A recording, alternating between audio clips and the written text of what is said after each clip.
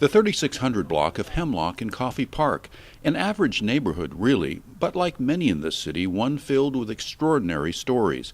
A few days before the one-year anniversary of the October firestorm, 4 neighbors gathered and shared 4 different stories of firestorm survival, acceptance, and moving forward.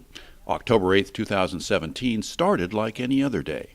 I remember I had the slider open to my master bedroom, and I was like, the smell I was getting was like someone's barbecuing. What neighbor at 10:30 at night is barbecuing? We were just going to drive around the block and try and find where the fire was. And by the time we got down to the end of the street, we were stuck in a bunch of traffic, all trying to escape. Charlie and Danielle, who live across the street, called me, and Danielle said, "Annie, we're out. Are you out?" And I said, "I am, but I'm going to go grab a couple things." And she said, "Get the hell out." And when she said out, my neighbor's yard exploded in flames. I'm like, I don't know if I'm panicking, but, I'm leaving. Close geographically and emotionally on October 8th, all of their lives would change drastically that day.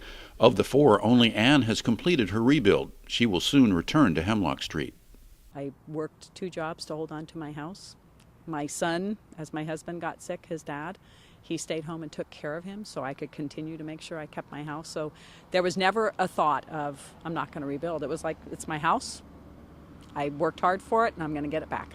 Charlie, Anne, Barbara, and Ernest have traveled different paths since separated by fire 1 year ago, but it's clear the bonds they shared are still strong. I had never really thought about not coming back. I don't think I ever did. Charlie Sanger is an architect. In the weeks after the firestorm, those skills would be put to use. I immediately jumped into trying to help all my neighbors in this particular subdivision, Sharon Park, with drafting and house plans and preliminary designs for rebuilding. And that took a few months and gave me something to do. Barbara Barling rented here for 17 years. With no home of her own to rebuild and an empty lot where her landlords once stood, her return to Coffey Park is uncertain, but that won't stop her from keeping friendships alive. I really miss being part of this community coming together and really getting close and strong, and so I think I'm still going to be part somehow. Just down the street, Ernest Chapman's home is rising, and in the backyard, carefully protected, a palm tree that survived the firestorm and is now thriving, full of life. For Ernest, the year has been marked by friends and kindness. Same place I went the night of the fire, I've been there ever since. So called my friend, he said, "Don't go to the shelter, come over here." It's always helpful, and you have the neighbors to talk to, and everybody's going through the same thing together, which is a lot better than, as people in a group than if you were one person and had it, you'd be dealing a lot worse. So is that quartz countertop? It is.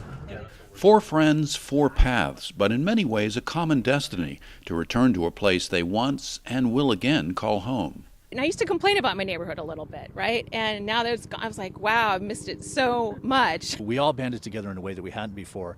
And honestly, it felt like it was a smaller version of what Santa Rosa did. It's been gratifying to give back to my community, probably more than them receiving it. I get more out of that. One final thing to add, in one very important way, homes along the 3600 block of Hemlock will look very different in the years ahead. Everyone will be adding a big, wide front porch for welcoming neighbors and old friends. In Coffey Park, Carl Van Amberg for News of the North Bay.